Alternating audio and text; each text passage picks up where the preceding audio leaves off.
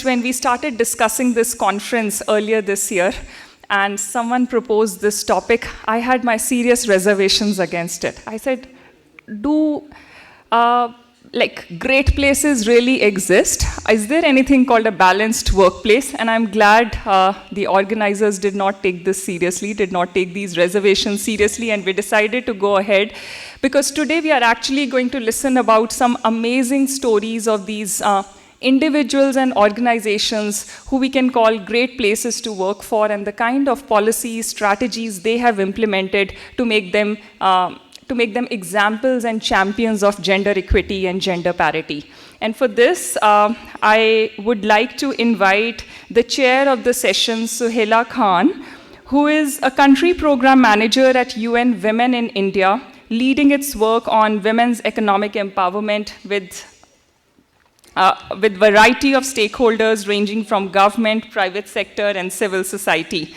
And if we have time, so this is an hour-long session, Suhaila, and we'll keep about 10 minutes at the end for question-answer. And if we still have more time, you can talk about your gardening and spending time with your 8-year-old. So with this, I will hand it over to Suhaila to invite the other panelists. Thank you.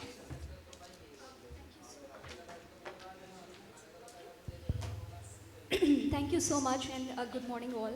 It's my pleasure to welcome you all today to this session called Pioneers of Parity, Perks of Balanced Workplace Perks of Balanced Workplace, I'm sorry. I would like to invite the esteemed panelists here today, Taruna Suhasini Lomor, who is the Country Co-worker Experience Manager, IKEA India.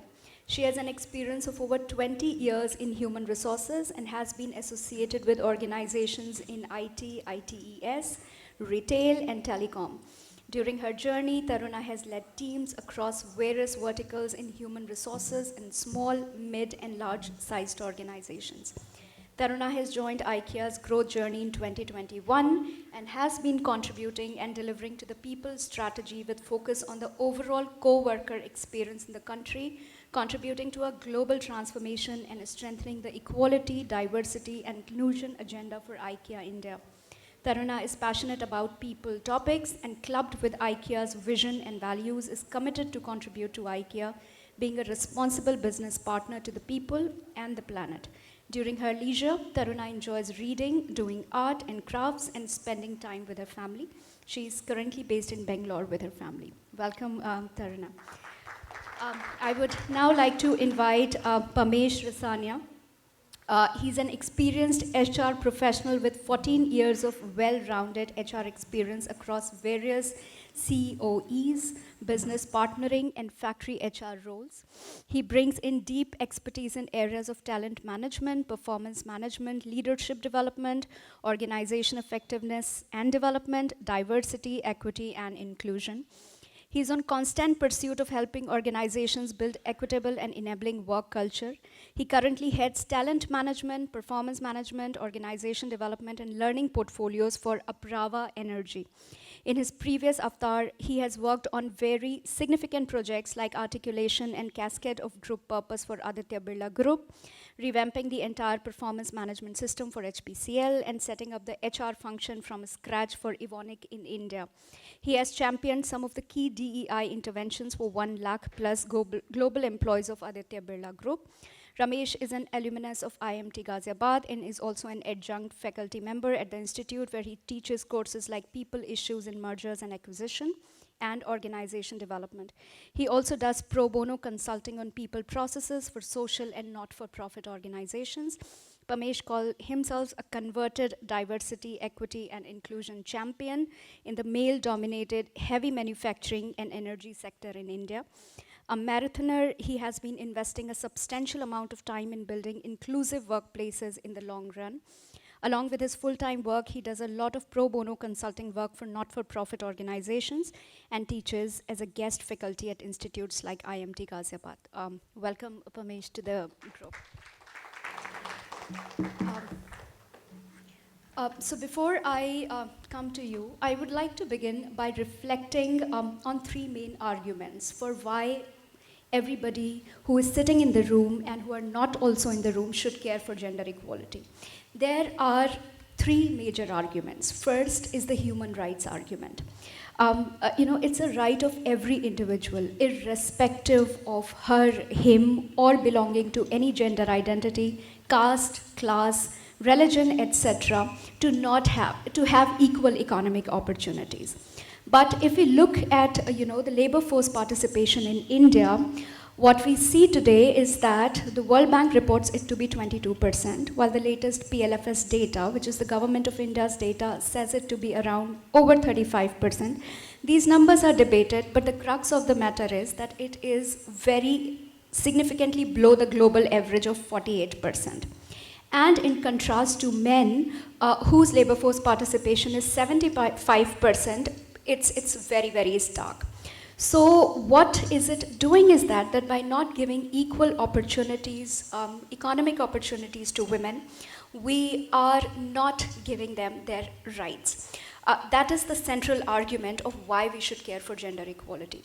Now, the second is the sustainability argument. There is enough evidence that says that if a woman earns, she spends 90% of her income into education, sanitation, nutrition needs of her families and communities.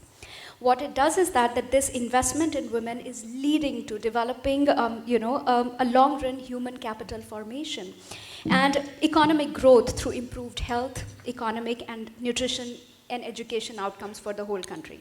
And third is the business case. Now, there is substantial evidence to support the fact that diversity, equality, and inclusion enhances productivity, promotes innovation and growth, and strengthens brand reputation.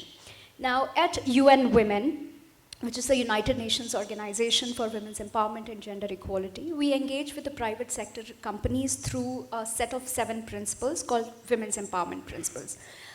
We developed these principles in 2010 to provide guidance to the companies on how to strengthen their marketplace, workplace, and community interventions from gender perspective. It's a voluntary commitment by a CEO of a company, and today we have over 8,000 CEOs globally that have committed to women's empowerment principles. In India, at date, we have 380 WEP signatories in the country.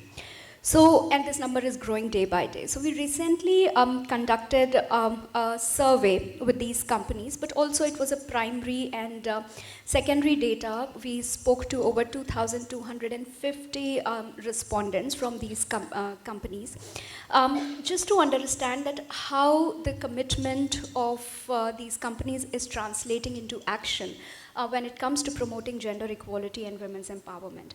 Now, what we found is that the companies from all sizes and from all sectors have demonstrated increase in commitment.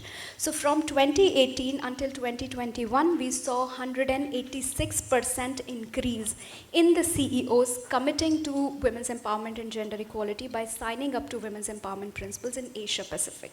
And this stands at 166% at the global level. What we also found is that, and yes, very interesting aspect is that 94% of the surveyed participants said that they are promoting gender equality and women's empowerment because it's the right thing to do. It contributes to the management of key internal and external business objectives, and it is happening because of the direct engagement from the top chief executives. So what is non-negotiable is the commitment at the highest level, and then walking the talk, of course. But what we found is that commitment is at very high level, but the intentional actions are still missing. So we looked at the self-reported data of over 115 UN Women's Asia Pacific Women's Empowerment Principles signatory companies that won the Asia Pacific UN Women WEBs Award. Now, we found that 56% of the awardees have a workforce made up at least half of women, and 51% of the awardees have at least half of their management positions occupied by women. Yet we know that in India, only 36% of women hold senior management positions in mid-market companies. 76% of the awardees have formal criteria to promote gender equality in selection, hiring, retention, promotion, and/or training processes. All awardees provide maternity leave to their workforce, and 57% have aligned or go beyond the ILO Convention on Maternity. But we found that still significant progress is left for these front runners. Very few awardees provide an option for a phased return to work after maternity or paternity leave. And a very few offer on-site clean and safe childcare facilities or childcare subsidies for off-site care. Some awardees do not have a formal paternity policy. A minority of awardees have only a standalone policy stating zero tolerance for all forms of violence and harassment. Only few awardees offer flexible working hours or telecommuting. So much work is still left to be done in this area. Now, having said that, the panel provides today an opportunity to hear from these front runners directly. Both Apraava, both Apraava Energy and IKEA is signatory to Women's Empowerment Principles.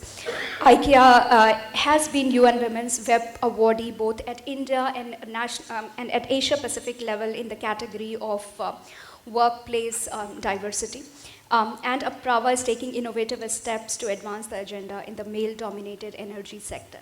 So I would turn out to you, Taruna, and would request you to share about your, some of the best practices that you have been adopting at IKEA to promote the balanced workplace and some of the challenges and the entire journey towards building this inclusive organizational culture at IKEA.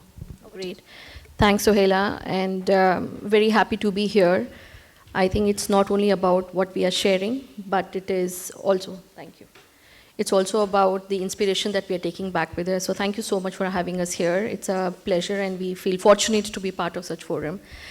The question that Sohaila has asked is a little bit more than what she's asked. So I think I'll take the liberty of taking you through the journey of IKEA within India, to see where we started, where we have reached, what we faced, what are we doing right now, why are we doing that, and how do we want to achieve more than what we have already done. Well, the journey hasn't been interesting, but it has been interesting and challenging, but at all the times driven by our simple vision that we want to create a better everyday life for the many people. Now, though it's a vision and the mission of the company as to how do we reach that, but it's not restricted to business. It is something more than that. I think this is the guiding light for us, whether it comes to the area of people, whether it comes to the area of business, because IKEA, in whatever we do, have people at the heart of everything that we do. It's a practicality, it's a fact of life that we live every day, because if you come to any of our discussions, be it business or be it people, you will find that discussion ends in thinking how is it going to benefit everybody in the society or within the organization to our co-workers. So it's not something that we say, it's something that we do, and hence you will find this getting reiterated almost every single meeting that we do, every single decision that we take to see how do we make this really a fact of life, not for us, but for everybody else around us. The agenda always has been that IKEA does not work in isolation. We believe that we carry a huge responsibility. Doesn't matter whether somebody gives it to us, but we believe that it is our responsibility that when we grow, everybody grows with us.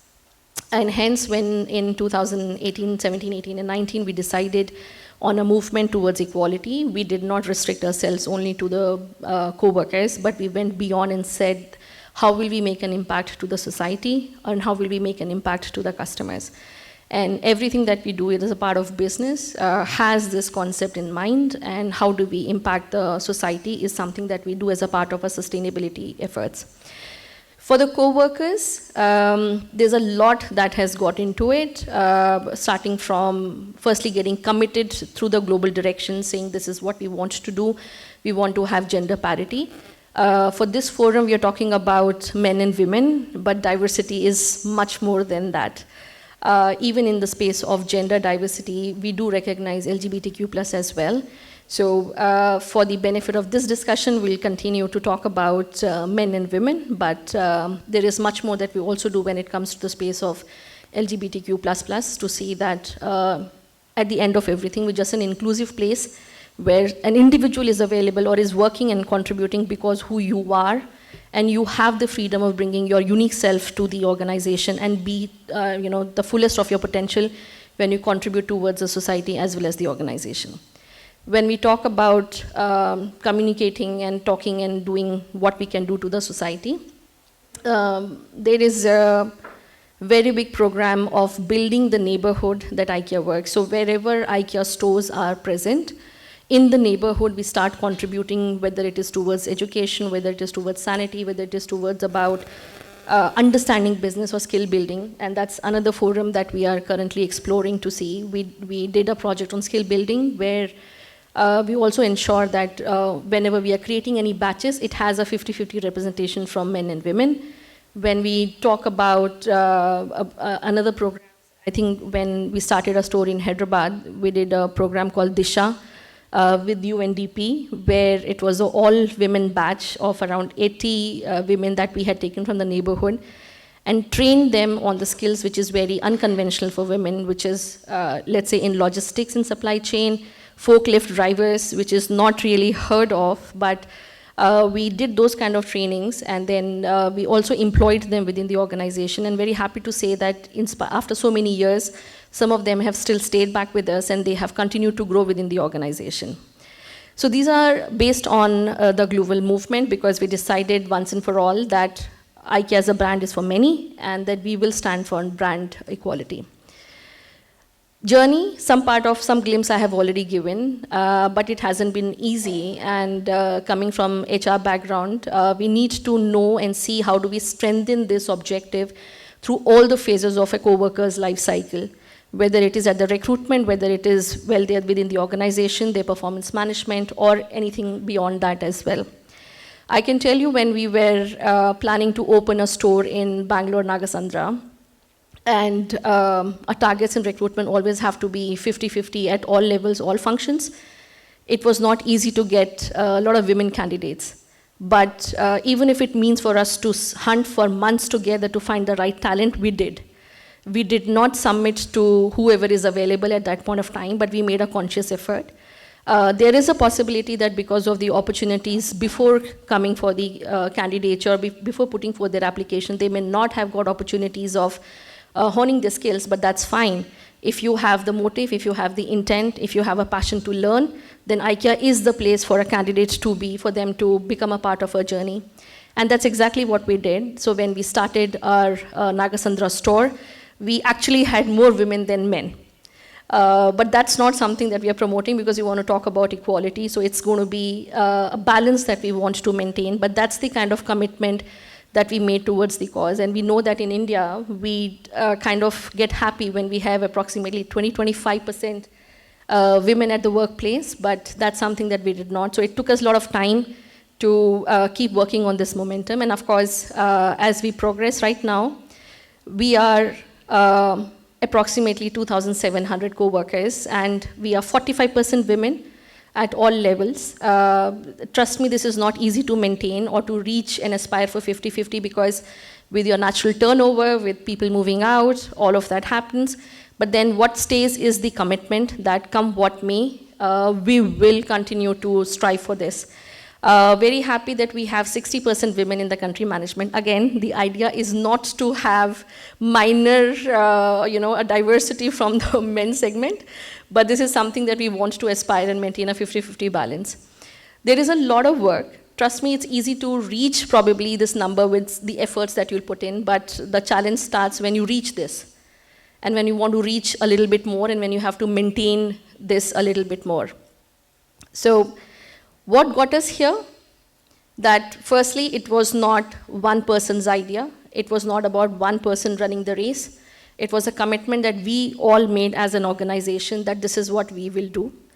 There is a shift in the mindset that is required. It is very easy sometimes because of business pressures for us to hear it's a business criticality. We need this talent right away. Can you please just hurry up and get something? But then there's an equal participation from men managers and men co-workers in the organization to stick with us and say, that's all right, we'll carry the load, let's just wait for the right talent to come in. The practices that we have introduced, whether it is succession, everybody mandatorily needs to have women as a part of their succession planning, and they do go through those kind of leadership trainings as well. So there is a mindset that is required for everybody to accept and understand why are we doing this, because we believe that it brings out the best in everybody. There is a balance that gets maintained, better decision making, good for business, good for society. And I do not see any reason why there should be any deviation from this. So if we have been able to achieve this, it's because all of us are thinking this in the right direction, in the same direction. And it's so ingrained in us that if you wake any of us in the middle of the night and ask, what is your target for gender balance, everybody will probably mumble out saying 50-50%. But this is just a starting point for us, because we also believe that there is a third gender that needs to be recognized, though there is a lot that's done for them. Maybe next time when we meet in a forum like this, a statement would have changed that now, as against just having men and women, we will look at having men, women, and the third gender to have an equal representation, though we flourished that today, but we would like to start talking about that a little bit more. It is a people movement, again, collective effort. Every single co-worker, starting from the one on the ground till our CEO, everybody talks the same language, everybody understands, everybody aligns. For that matter, Suzanne, who is our CEO right now, is the first woman CEO for IKEA India in the country right now, and I think we take a lot of pleasure and a lot of encouragement and inspiration in her leadership. She was previously managing business risk and compliance, but I think she comes with fabulous, fabulous experience, and I think it's an amazing experience to work under her leadership, and I think IKEA India is reaping the benefits of having her as the CEO right now. In terms of the infrastructure, I know the previous panel spoke about a lot in terms of how do we see through all the processes and everything that we have to strengthen it. I think it's again a commitment in putting the foot down. We have had instances where if for a certain leadership training, we did not have equal participation from women co-workers, we have cancelled those trainings, and those were global forums. And we cancelled that we will not take it up if you do not have equal representation.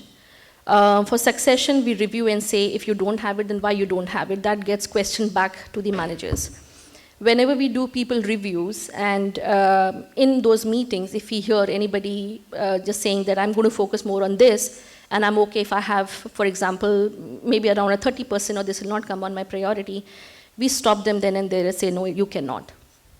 This is a business plan, this is a people plan, this is a part of people's strategy, and it is absolutely non-negotiable. So all the processes that we do, all the benefits that we put in place is meant to create a balance between everybody within the organization.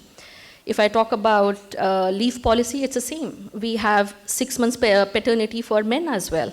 Same continues for women as well. And the idea is that if a male coworker has a working partner who needs to go back to work, then this male partner should be able to take this duty at home, and that they will be only supported if they have 6 months of paternity, because then I can allow my partner to go to work and then I can support in their absence.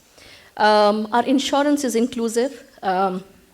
We, just to ensure and promote more of LGBTQ+, we have also gender affirmation surgeries are part of our insurance offerings.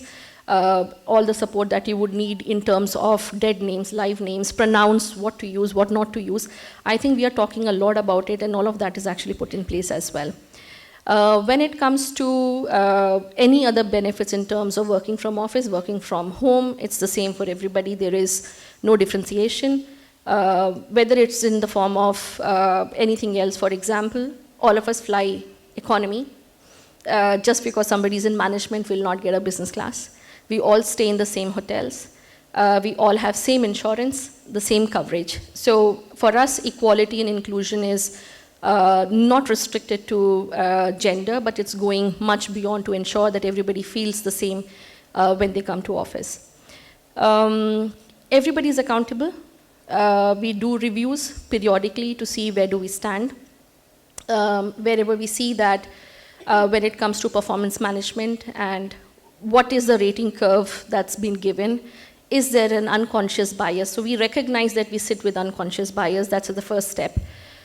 We do not sideline it, because only when we recognize is when you can start working with it. So we recognize that there is a possibility of having unconscious bias when you get down to doing performance evaluations. How do we address that? When we look at pays, very clearly, what's the percentage been given and why? We need to have very strong reasoning around it, otherwise we don't really go ahead with it. And every year, whenever we do our salary reviews, gender equal pay corrections is a part of it. It's a natural practice. It's not because it's sustaining in the organization, but with the churn rate, there is a possibility when you get somebody inside, maybe a male candidate has higher negotiation skills or was earning higher, and then maybe the other one who is coming did not have proper negotiation skills or was not able to portray what they wanted to portray in terms of the talent. Other thing that we have started doing as a part of recruitment process is we do not ask for anybody's salary slips. We will not ask for your salary slip. You're coming for a certain role, you have given those skills to us, this is what we have to offer irrespective of whatever you were earning.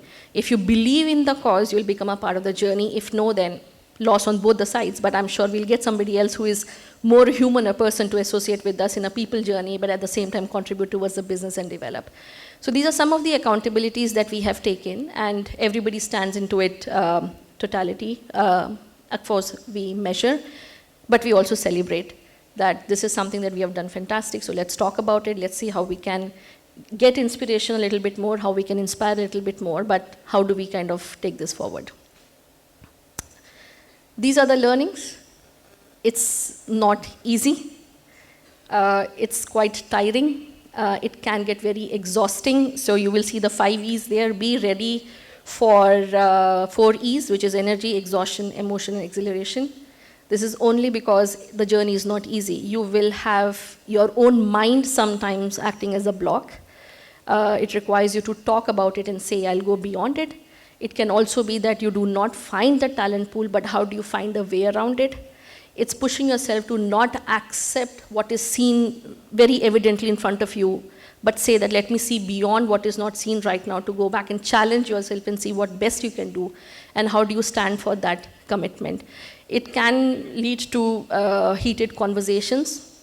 That's a part of the deal. We all are game for it because it's going to bring out the best in everybody to see how do we take it forward. And of course, just like Sohaila said, we have a lot of partnerships with us who have helped us through this journey. We recently became signatory for WEPS. We did a lot of projects earlier as well with UNDP in terms of Disha, which I said was for women candidates, and then it did fantastic. We were able to build the neighborhood and give them a source of livelihood as well. But these are some of the things that we keep doing. Needless to say, this is a journey, not an end. But this is something that we decide that we will continue to do, and this journey will continue from here. So I'll close the journey of where we are right now from on a quote from our founder, Ingvar, that happiness is not reaching the goal, but happiness is on being on the way, because the journey is pretty exciting, but you need to be absolutely strong-headed is the word for today, but you need to be strong-headed to make your way through, come what may. Yeah. Thank you.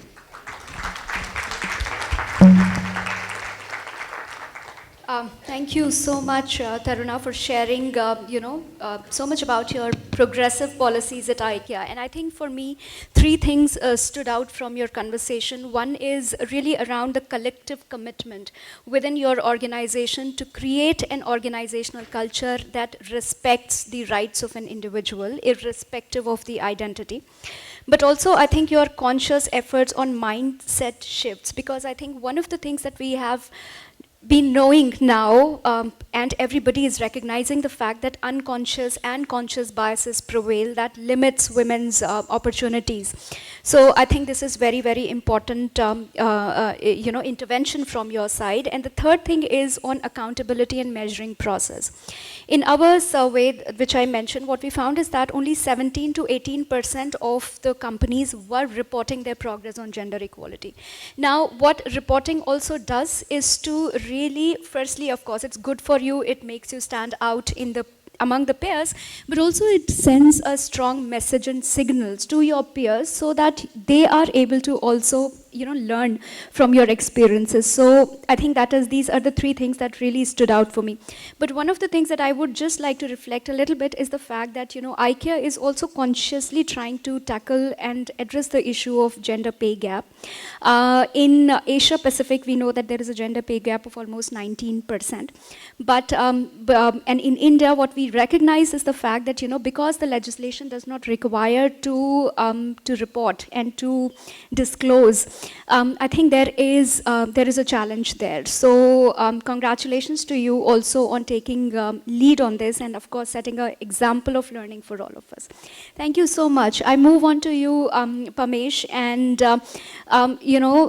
we heard from your sort of your bio that you are, like a converted diversity, equity, and inclusion champion.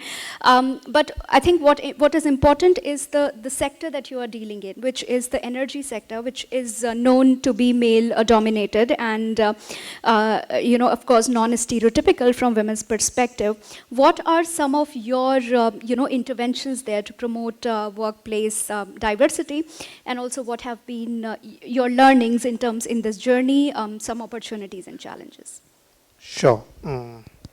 Thanks, Suela. Thanks, Taruna. I would want to start. So Taruna was saying that we are approaching 50% diversity goal from a women representation perspective. We at Aprava, being at 15%, are fairly placed in the industry in terms of the benchmarks that are there. So yeah, very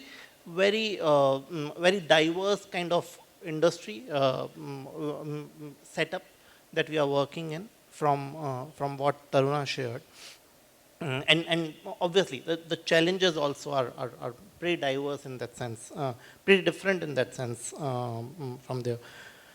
So I'll start, I'll give an anecdote from my own journey. Why do I call myself a converted DEI champion? And then, that will also help probably understand the parallels in the industry that I draw from my own journey. So,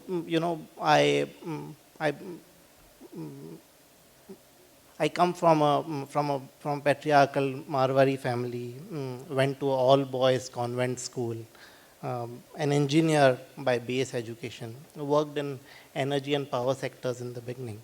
So I was pretty comfortable being a male.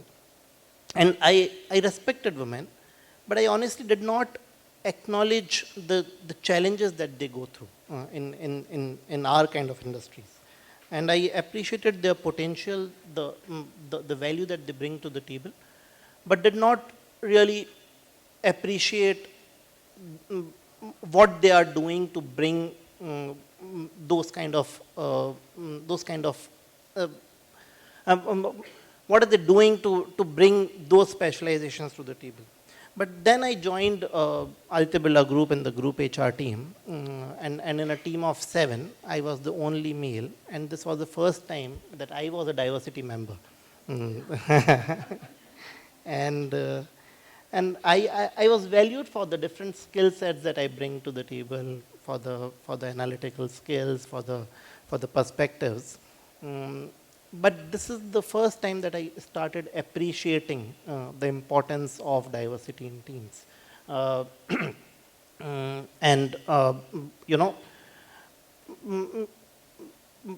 From a work perspective, one of the first challenges that I faced and I discussed with my manager was to have more men member in the team. So, and all of this in a swanky sea-facing office in Bombay, where my personal life and my young aspirations otherwise were intact. Now, what happens then? Now add to this challenges of very kind of locations which are far and beyond, where most of our kind of sectors operate in. There was a plant in Utkal that I visited.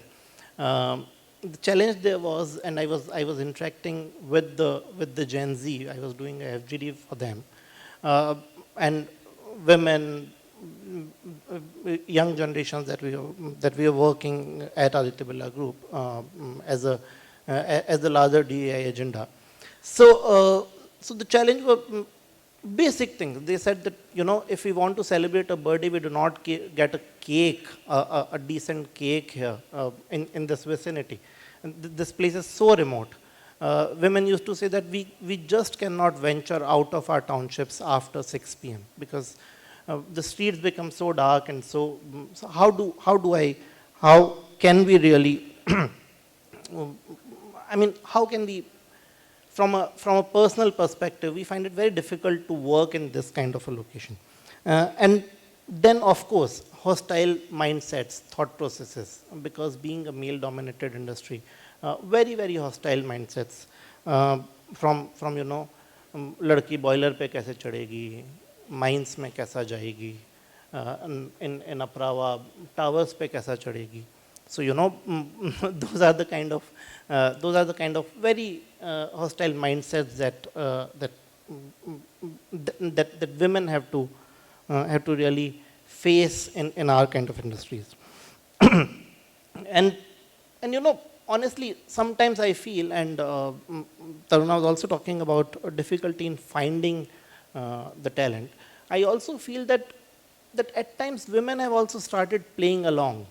They also do not want to work and come in these industries. We pay at a starting level. We pay almost twice of what a mass IT recruiter will pay, but they still want to go and work in non-core sectors and do that. So we have been doing, and that's that's where we'll come to.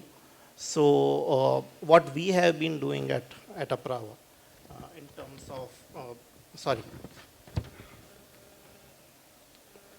in terms of bringing these aspirations alive. So we have worked a lot on, say, on our policies. Just probably a quick background to Apraava. So Apraava was earlier called CLP India.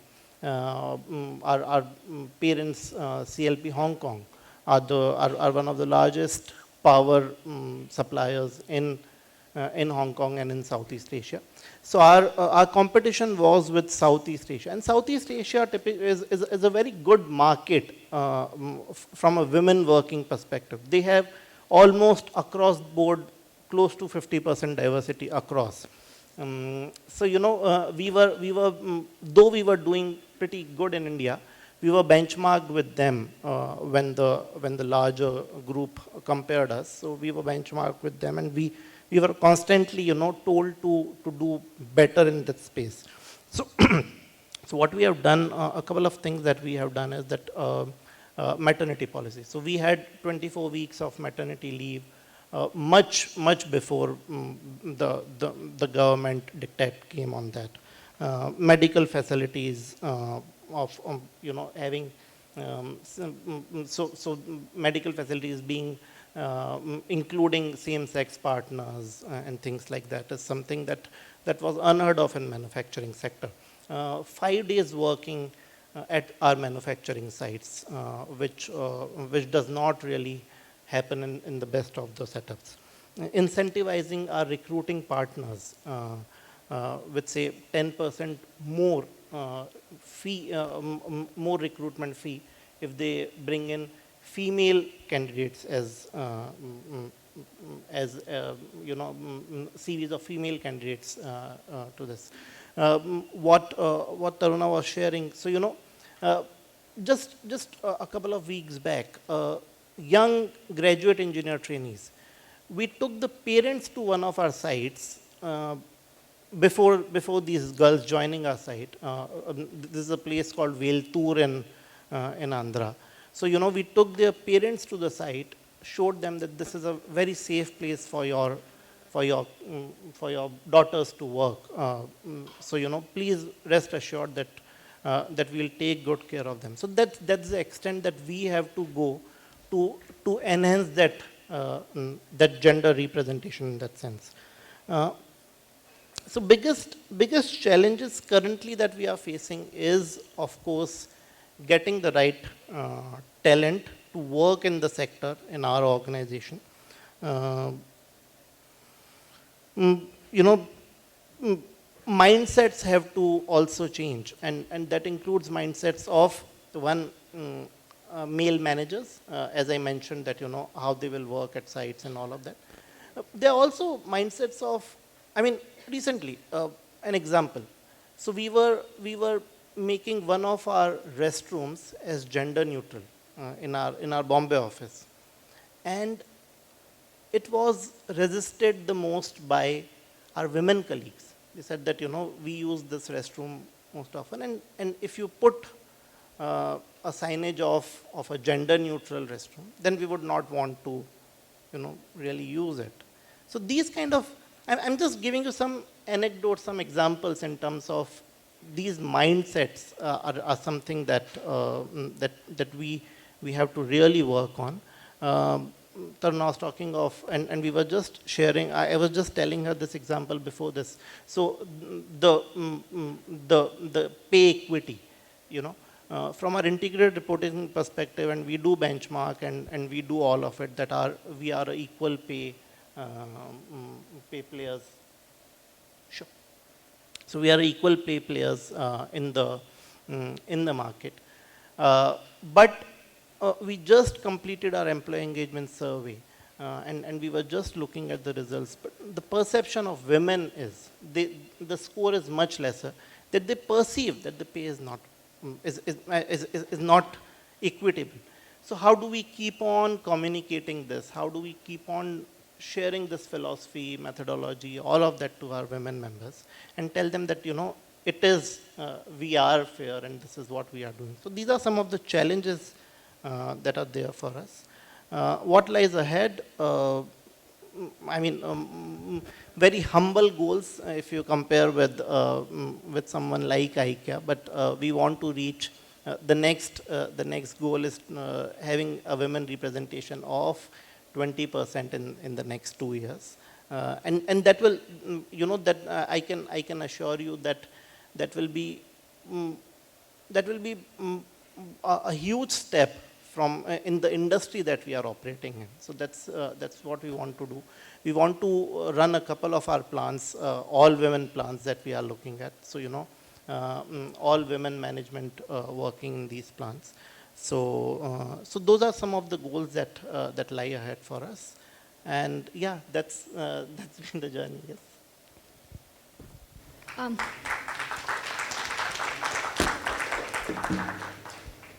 Thank you so much, Pamesh, also on reflecting on your own journey as a convert first, but also that you are taking conscious efforts in this sector, because the irony is that India produces largest number of women who complete tertiary education in STEM areas. It's 43%. And it's much higher than many European countries as well. But when it comes to the employment in the STEM sector, it's somewhere between 14%. So we have to go a long way in making sure that women are represented equally in the STEM areas. And thank you so much for all your efforts. I would now like to open this panel to the question and answers from the audience. So please feel free to raise your hands.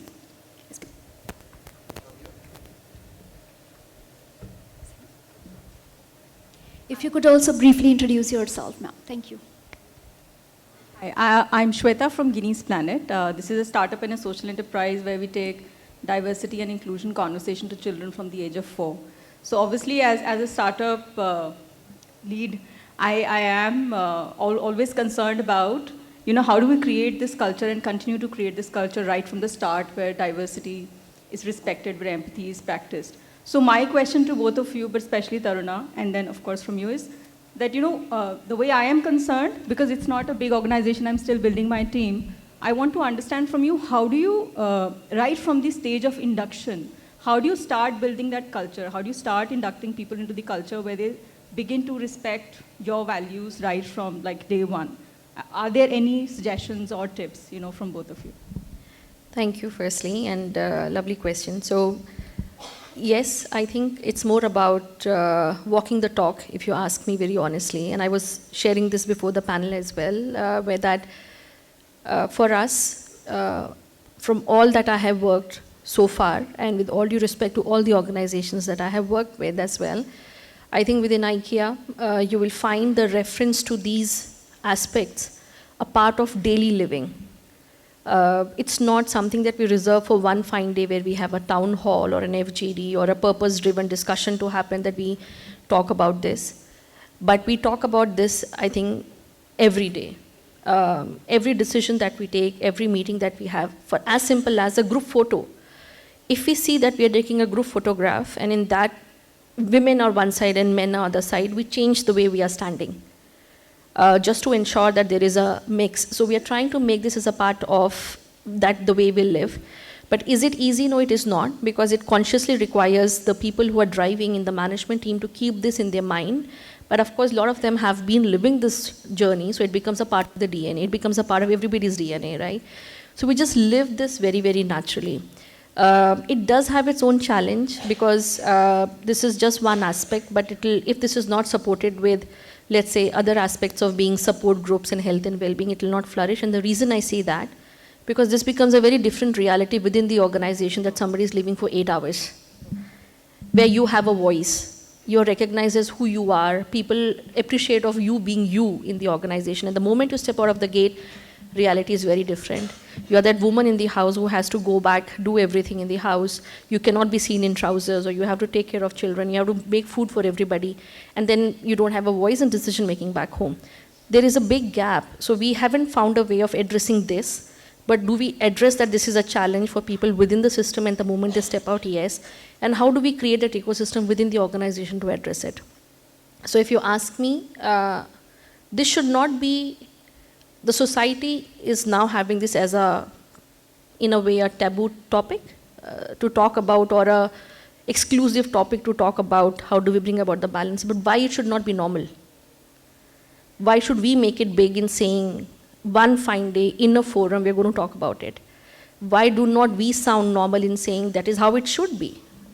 There is no second thought about it, right? But that happens when you make this a part of your daily living. Yeah. Does it answer your question? Sure. Thank you.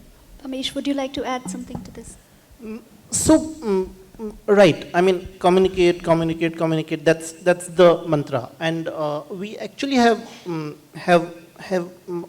learning it the hard way. That if you do a lot of good work, but if you do not really communicate, it does not get built into the culture, or it does not percolate that way. So it's very important to keep on communicating in terms of what you are doing. Like I was giving an example of that pay equity, So it's now what happens is that despite doing, if you're not communicating, the culture builds that it's not. So if you keep on doing it, that will help the organization, is what I feel. Thank you. Oh, I have a question. My question is regarding women and getting employment. What my experience has shown me that across India particularly, we are a country and a society which is obsessed with age. So how many of us in this room are 55 plus? 55 plus, I said, right? How many of us are 50 plus? Quite a few. As far as men are concerned, when they are 50 plus or 55 plus, they are, in a manner of speaking, at their prime. People want to grab them as CEOs, as CFOs, blah, blah, blah, directors, etc., because they bring with them a wealth of experience. What does a woman do? Where do I go? I'm 57, and in the transience of life, if I make it for the next 1.5 months, I will be 58. Okay? And I think I'm a bloody rocking 58, right? Right. But having said that, when I went out for jobs, after, of course, I got chucked out of British Airways and all of that, when I went out looking for jobs, my age factor came into play.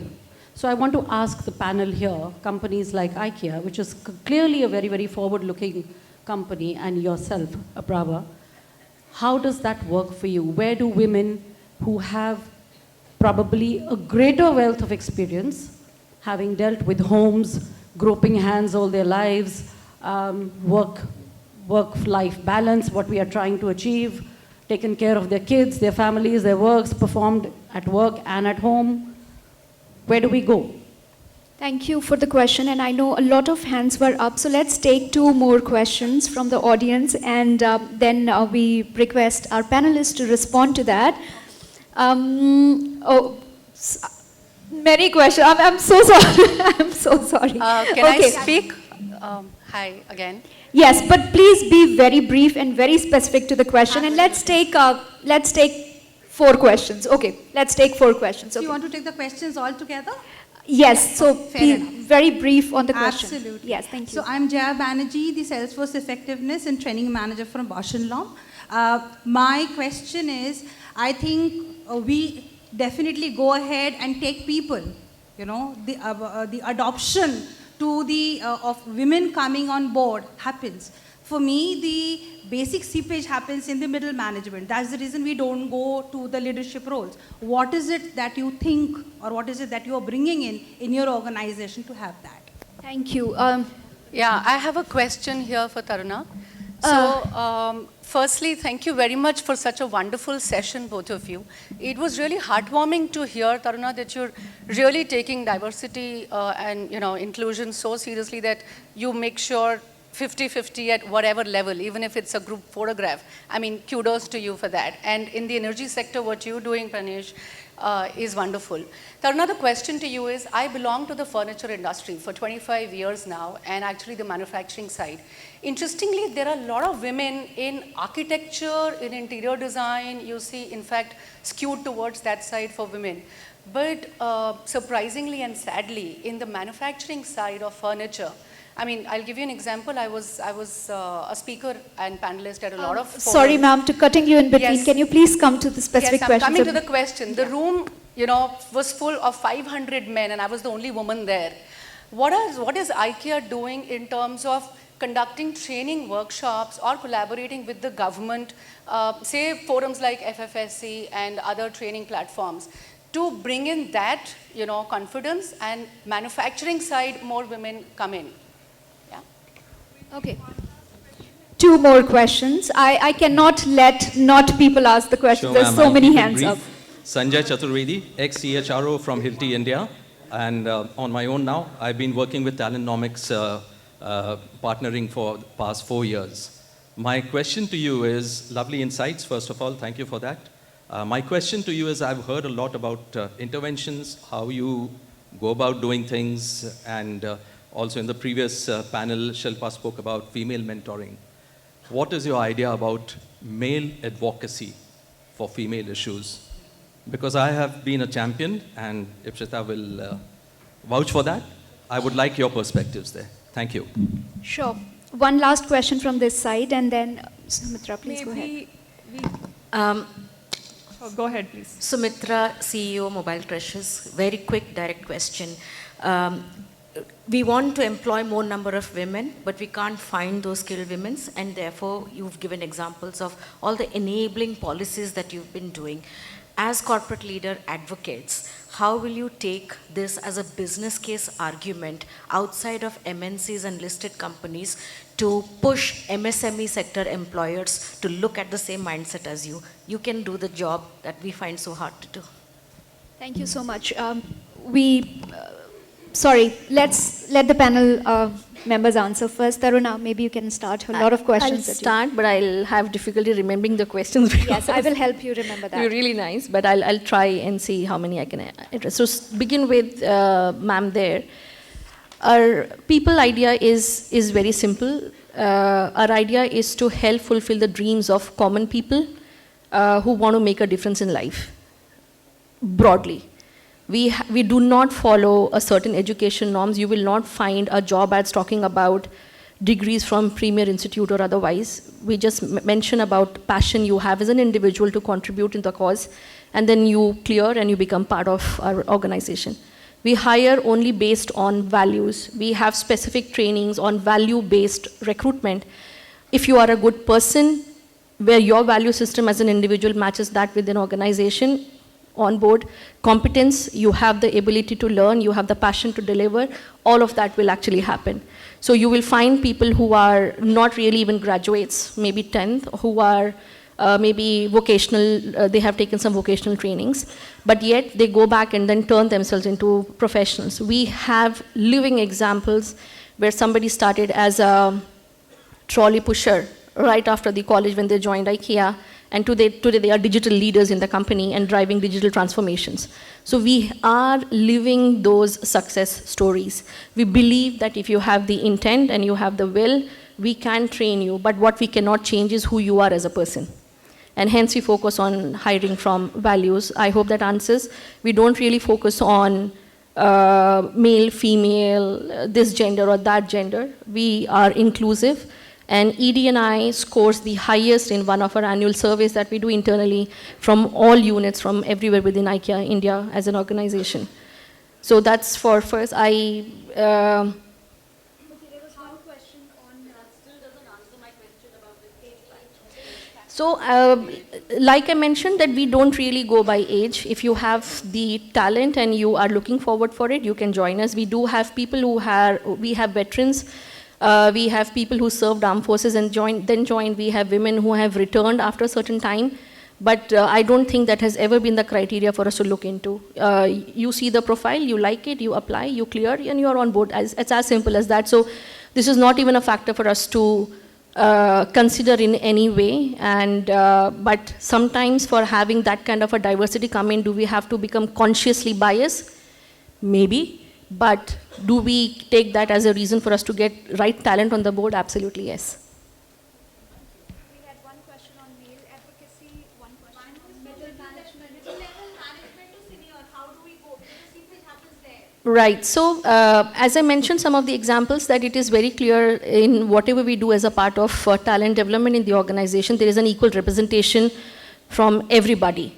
Right? And we pay a conscious attention to see if as a part of performance management, for example, I was hired and I had some experience, and the other one is a woman who is returning back, does not have that level of experience. So when it comes to performance scoring and exploring them, we go back and see that what has been the reason for you to rate and why not promote this and that. We have trainings like Next Gen, Bloom, etc., different names of course, but with a very specific intent where we look at the talent, the potential. There is a very high focus on performance and potential both, irrespective of whatever. So it allows for a forum. And then we are very curt, if you don't have representation, we cancel it. So we do that, yeah. Male advocacy, we don't need it. Everybody has a voice. They can talk. We don't need somebody to talk on behalf of others. One of the practices that we promote, if you and me have a difference of opinions, we don't need the third party to come and advocate. We can have an open dialogue to see how do we address. So we don't. But from the Indian context, I do believe that it's an equal representation from the men in the organization to stand with us in the cause, fill in for us to see that, okay, fine, if today you're not okay, I'll pitch in for you. So that kind of partnership definitely helps in the longer run. Kamesh, if you could just take 30 seconds to respond to the last question, and then please feel free to interact with them over lunch. I'm so sorry for this, but we're running out of time. So, firstly, male advocacy. Also, I'll just want to. Suppose what we have done is that we have made our POSH policy gender neutral. That and that happens across policies. That they are all gender neutral. We celebrate our men also equally. Talking of what,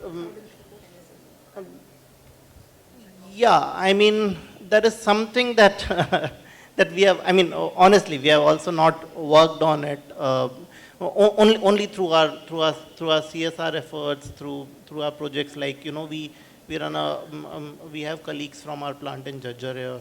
We run a very interesting project called Udyogini, wherein the local women from the local area, we promote them. We try to bring them to some work stream. We have, suppose our gifting and all, we procure from them and things like that. But yeah, not very structured approach to that. Thank you so much, Ramesh and Taruna once again. And thank you all being such a wonderful audience and asking so many questions, which means that we were discussing something very, very relevant, important. At the risk of sounding discriminatory, I would say that 60-40 won't hurt too, because it has been historically the fact that we have been in minorities, and it's the time to assert that and be able to take what is rightfully ours. So thank you so much. Yeah, of course. So thank you so much, and look forward to interacting with you over the lunch. Thank you.